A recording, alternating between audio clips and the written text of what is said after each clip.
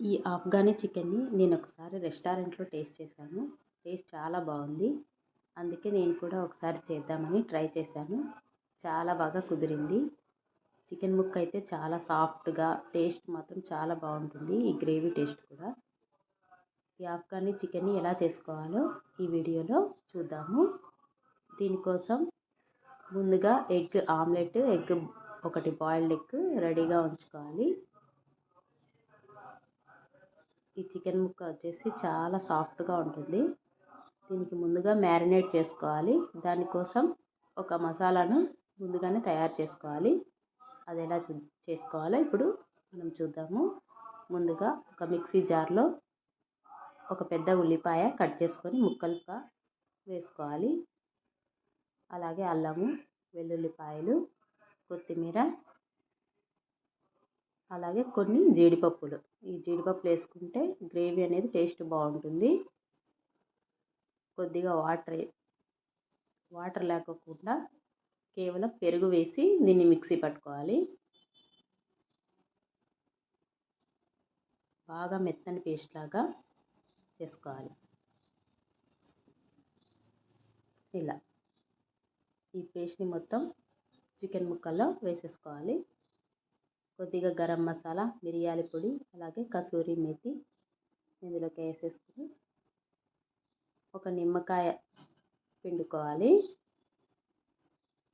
ఇప్పుడు రుచికి సరిపడినంత సాల్ట్, అలాగే కొద్దిగా పసుపు,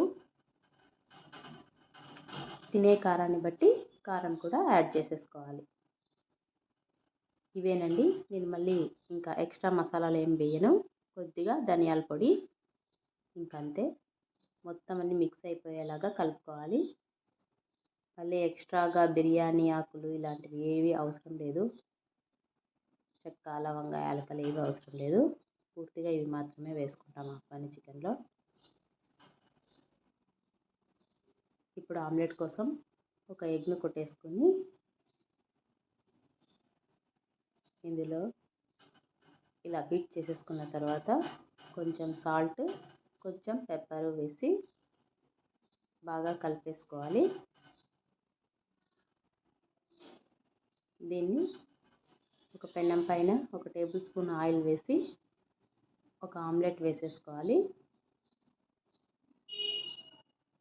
ఇంకో స్టవ్ పైన ఒక ఎగ్ని బాయిల్ చేసేసుకుంటున్నాను.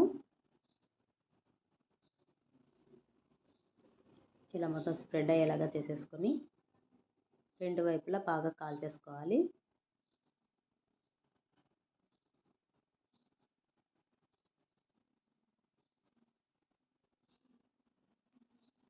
ఇలా రెండు వైపులా బాగా కాలిన తర్వాత ఈ ఆమ్లెట్ని చిన్న చిన్న పీసెస్గా చేసుకోవాలి.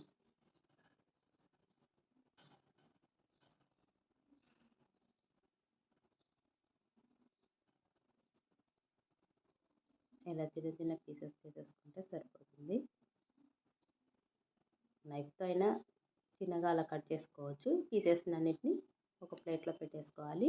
ఇప్పుడు మళ్ళీ ఇదే ప్యాన్లో కొద్దిగా ఆయిల్ వేసేసుకొని మనం ముందుగా మ్యారినేట్ చేసుకున్న చికెన్ని ఇందులో ఒక్కొక్క పీసెస్గా తీసుకొని వేయించుకోవాలి.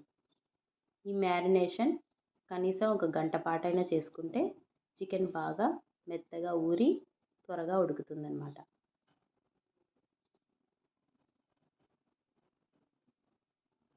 ఇలా విడివిడిగా పీసెస్నన్నీ గ్రేవీ లేకుండా వేయించుకోవాలి. ఇలా చికెన్లో ఉన్న వాటర్ మొత్తం పోయి చికెన్ బాగా వేగిపోయేంత వరకు వేయించుకోవాలి. గెరెట్తో కలబెట్టేసామంటే కర్రీలాగా అయిపోతుంది. అలా కాకుండా సింగిల్గా పీసెస్నే వేయించుకోవాలి.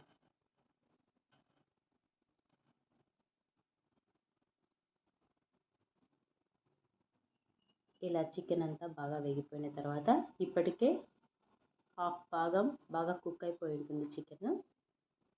ఇప్పుడు ఈ మిడిల్లో వచ్చేసి మిగిలిన గ్రేవీ అంతా వేసేసుకొని పచ్చివాసన పోయేంత వరకు ఆ గ్రేవీని వేయించుకోవాలి.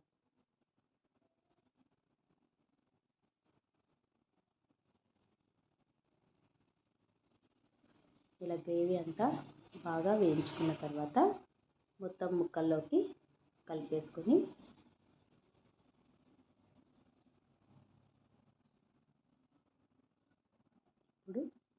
మనకు గ్రేవీ కన్సిస్టెన్సీని బట్టి కావాల్సినన్ని వాటర్ని యాడ్ చేసుకోవాలి.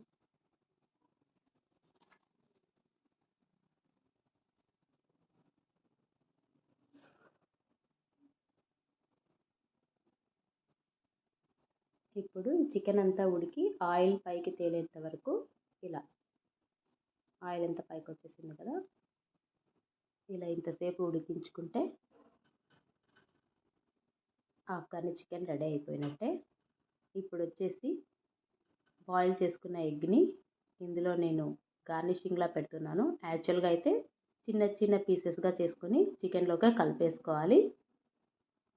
ఇంకా మనం వేసి పెట్టుకున్న ఈ ఆమ్లెట్ పీసెస్ని కూడా పైన ఇలా గార్నిషింగ్ లాగా వేసేసుకున్నాను. అంతేనండి.